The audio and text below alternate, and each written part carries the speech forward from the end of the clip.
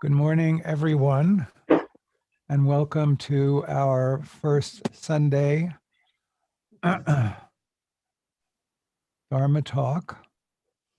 We are broadcasting virtually from Houston, Texas. It is Sunday, March 7th, 2021, and it's wonderful to see you all.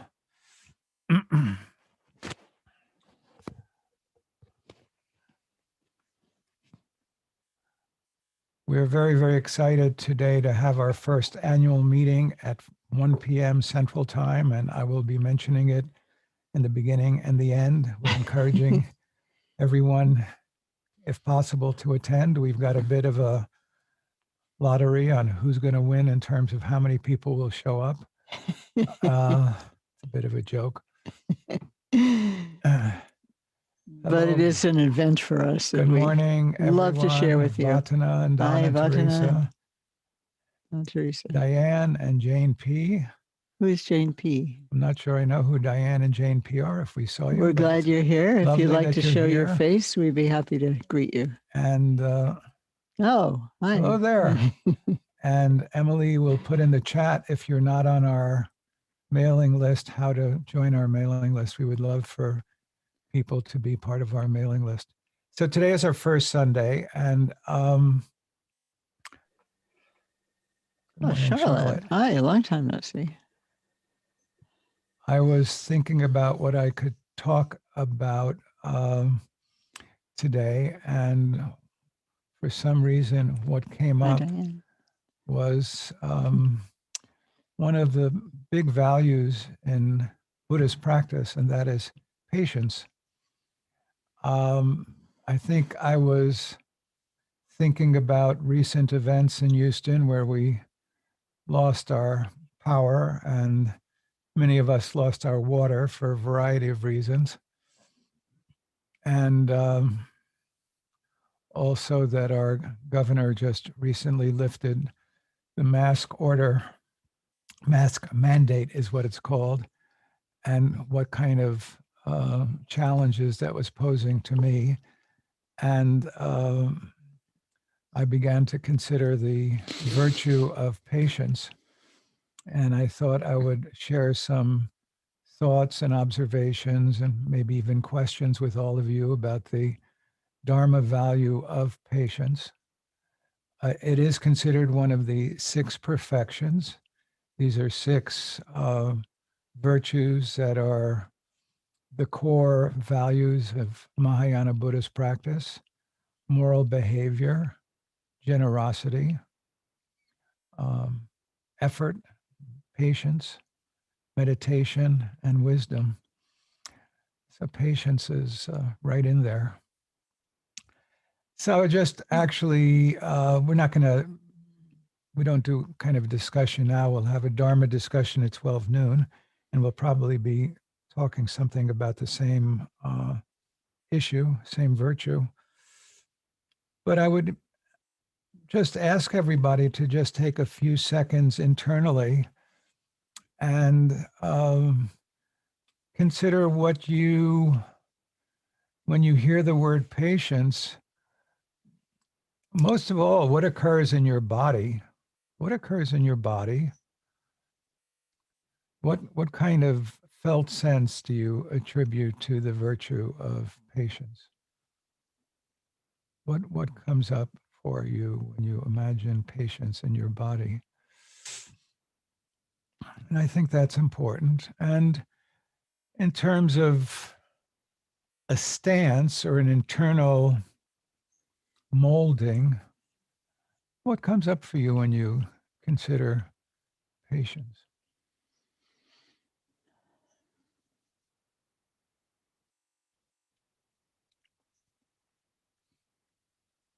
Now, interestingly enough, the way I work with giving talks is I kind of throw a little crystal into my supersaturated mind, and then all these other crystals seem to just crystallize out over some time, sometimes during my meditation, sometimes during my breakfast, sometimes during the talk itself.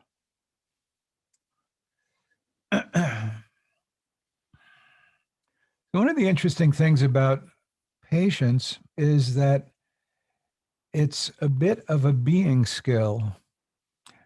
And many of you may be aware that Adzon Rinpoche and Anne have co-created a whole series of teachings, which in English we call seeing to being.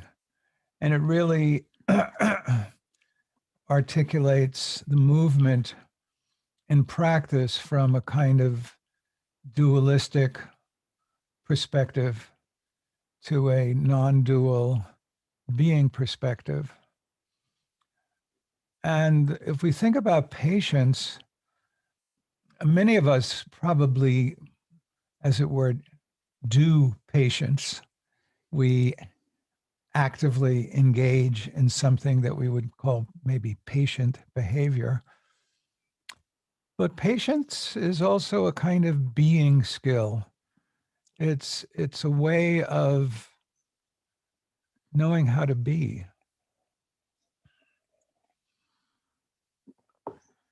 Meditation is a great training ground for skills in patience. We are being with our breath. So we're being with our breath, or we're being with the chanted syllable hung, hung. We're being with it patiently. We're just abiding with something.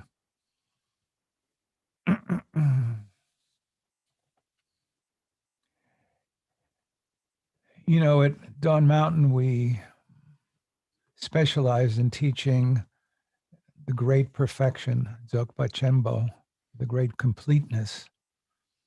This is the core teaching of the Nyingma tradition, the old tradition of Tibetan Buddhism. And in the teachings of the great completion, which is there are 9 vehicles of practice in Nyingma, and Dzogpa Chenpo is considered the 9th or the highest vehicle. In this vehicle, one of the great values of realization is called non-contrivance. Reality is uncontrived. It just is spontaneously present. When it comes to patience, as I was thinking about it, I realized there is kind of contrived patience and uncontrived patience. There's path patience and there's realization patience. If we look at the teachings of Buddhism, which are often divided into 3 major turnings of the teachings, and in the 3rd turning of the teaching, there is a very, very important text called the Supreme Continuum, namely the continuum of the mind of a Buddha. We all are endowed with Buddha nature. And from the perspective of the teachings of the Buddha nature teachings, the reason we can even arrive at any kind of spiritual realization is because it's all kind of there in our Buddha nature already. And the reflections or the tendrils or the geysers of Buddha nature support our practice. Patience is certainly a Buddha quality. And one of the things we do in all of our practices, we have a frame of appreciating that we have a Buddha nature. we realize that our practice is in a way a reflection of our Buddha nature. And our practice is also a way for us to reacquaint ourselves with our Buddha nature so that it can emerge spontaneously and naturally in an uncontrived manner. Patience is part and parcel of all of that. Our ability to be patient is a reflection of our intrinsic Buddha nature. Our ability to practice in a consistent manner and just sit is a reflection of patience. That is part of our Buddha nature.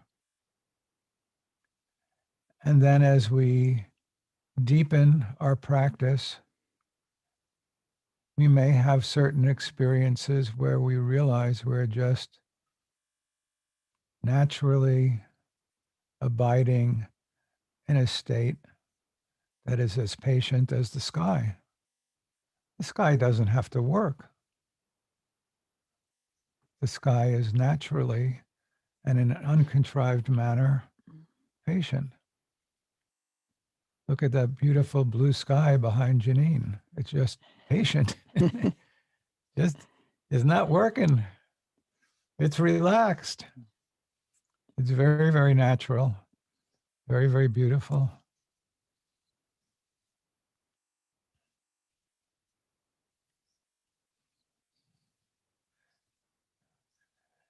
So in meditation, we cultivate patience. One of the most beautiful gifts that his name was Lama Kompo Topgyal. I met him in 1971 in Sarnath. Great meditator. He had burned off this joint of his finger in Bodh Gaya, and people who saw him doing it said he didn't even crack a sweat. There's some textual basis for doing that kind of practice. We're not recommending it for anyone, but it was a mark of unusual meditative accomplishment. And he went on to become the father of the reincarnation, one of the reincarnations of Kunu Rinpoche, who was one of His Holiness's teachers on bodhicitta and compassion. But he just shared what is called a pith or quintessential instruction from the Nyingma tradition with me, which was very, very befuddling when he first told it to me, which was meditation good, meditation bad, same. It was about that simple in Tibetan too. Meditation good, meditation bad, same. And I have to say that on many, many miserable moments of meditation, and I've had my share, that pith instruction has been like a lifesaver. Meditation good, meditation bad, same. And the pith instruction is basically, again, a reflection of Buddha nature, which is like the sky, within which everything is held as the same. It turns out the Tibetan name for what we're calling seeing to being in English, one of the Tibetan names, there were two given, but one is Nyamnyi Rangdol, natural liberation into evenness. Or another way to say it would be evenness naturally liberated. Evenness could be understood as a cause, could be understood as an effect, and it could be understood as beyond cause or effect, which it ultimately is. But a point here is that evenness, patience, is actually a synonym for reality. We often say che ni. Che is dharma or phenomena, and ni means the nature of phenomena. We often translate as reality. And nyamni is talking about reality, evenness, in terms of one of its marked characteristics. It's the patience of the blue sky, again, that we see beautifully behind Janine. Patience of the blue sky. And it's the patience that surrounds the statement, meditation good, meditation bad, same. Same is the Buddha nature that encompasses us all. Same is the practice that we contrive until we don't. Same is the resultant that we experience when we realize even hints of our Buddha nature. And yes, until we're going there, we practice, we're humans, we love success, and we hate failure. That's who we are. That's who we are. And as quick as we can recognize that we're clinging to success or we're resenting failure, can we move into a gesture or a posture of spaciousness, which just allows for and patiently accepts our experience. Again, in our meditation, we are placing our attention and then resting in our process of breathing. Feelings may come and go, and thoughts may come and go.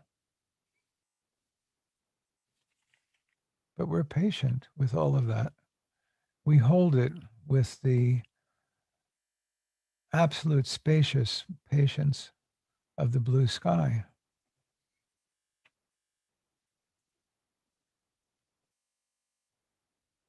We practice patience, and sometimes in moments of deliciousness, we recognize that patience practices us. We practice meditation. Sometimes we realize that meditation is practicing us. It's helpful to be open to a fruitional perspective that recognizes and feels the fruition of our practice.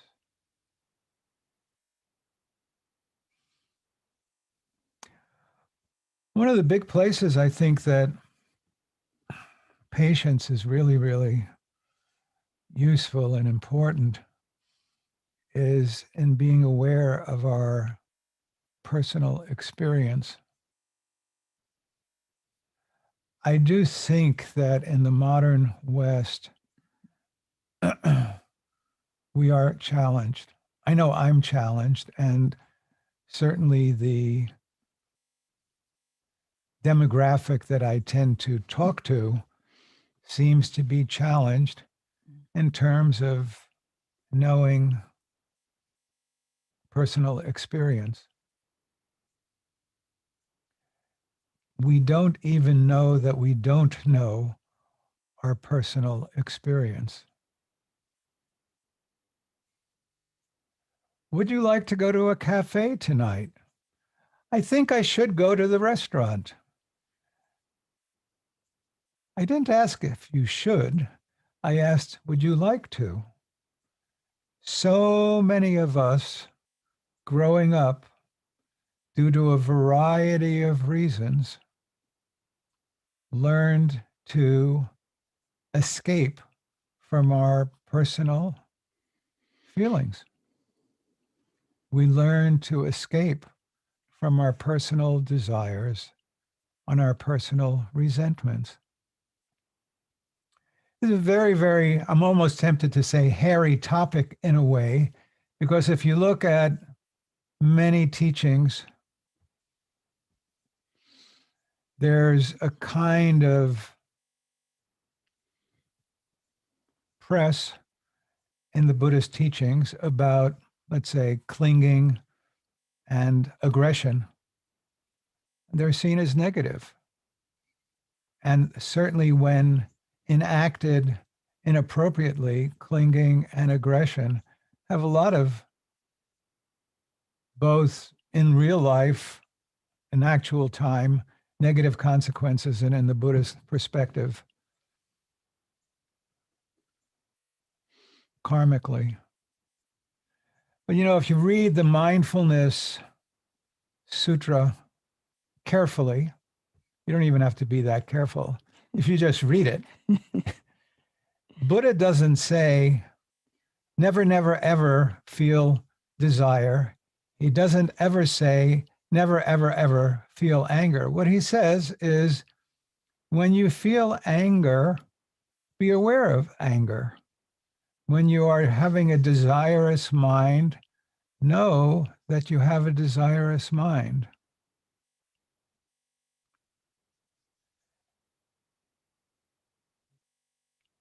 But there is a lot of bad press in the teachings about certainly acting out and even the mental states of clinging and aggression. I think for us in the West, the most useful way of working with clinging and aggression is certainly not to be driven to action by these motivations, but again, to have patience with the ability to feel these feelings.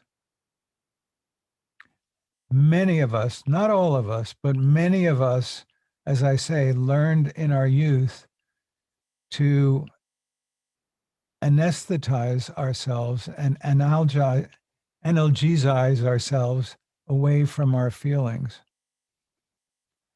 We forget about acting out aggression or desire or clinging. We numb ourselves out.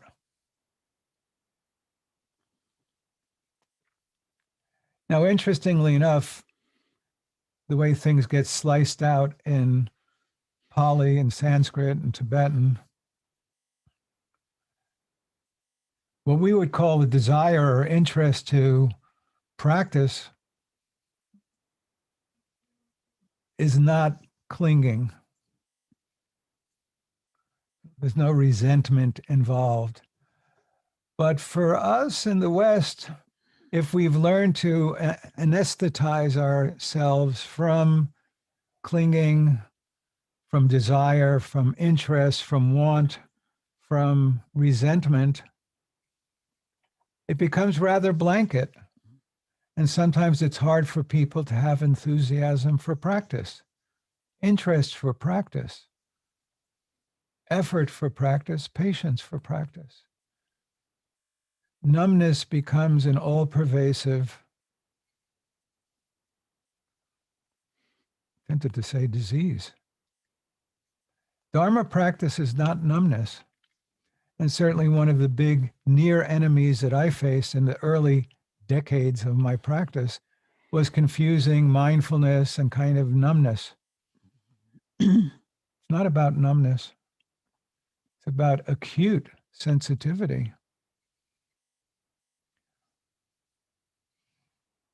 I had one Dharma teacher, his name was Robert Hover. He was teaching Uba-Khin's form of Satipatthana, mindfulness practice. He was a very, very unique Dharma teacher. He'd been a metallurgist during the course of his life, and he was very, very concrete and down to earth. Charming, charming teacher. But he described Dharma practice as pretty much every day you go through your life and you get calloused. And then at the end of the day, what you do with Dharma practice is you kind of rub off the calluses to become supremely sensitive.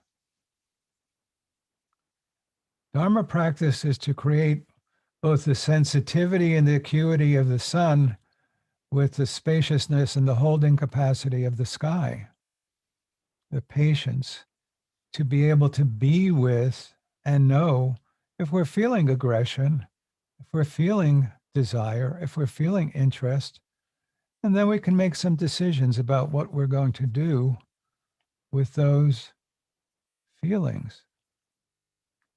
Patience is an enormous gift to be able to be with the feelings we have and allow us minimally to be able to see that our feelings are always going to be impermanent. I have lived enough to know that I have never seen anyone with one feeling for all time. We go to sleep, we eat, we take a trip. Even if you have a feeling for even months, which is really would be unusual, it's going to change. Feelings change. Thoughts change. Patience allows us to observe these changes. And certainly one of the biggest gifts of Dharma is to be able to realize and perceive impermanence.